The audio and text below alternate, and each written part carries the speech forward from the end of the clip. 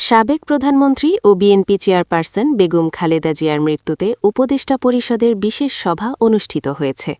মঙ্গলবার সকালে রাষ্ট্রীয় অতিথি ভবন যমুনায় এই সভা অনুষ্ঠিত হয়। সভা শেষে যমুনার সামনে আইন উপদেষ্টা আসিফ নজরুল বলেন, গভীর শোকের দিন, আমরা শোকাহত। উপদেষ্টা পরিষদের বিশেষ সভা হয়। ১ মিনিট দাঁড়িয়ে নীরবতা পালন করা হয়। ৩ দিনের শোক ঘোষণা, কালকে ছুটি ঘোষণা করা হয়েছে। তিনি জানান, খালেদা জিয়ার পরিবার ও দলের পক্ষ থেকে সভায় উপস্থিত ছিলেন।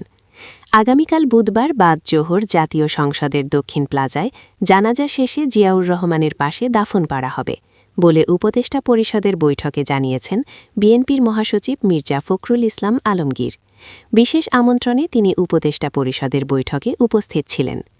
খালেদা জিয়ার জানাজা এবং দাফনের সব প্রস্তুতি সরকারের পক্ষ থেকে নেওয়া হচ্ছে। এজন্য আজ দুপুর ১২টা সাড়ে ১২টা থেকে স্বরাষ্ট্র মন্ত্রণালয়হীন জরুরি মিটিং ডাকা হয়েছে।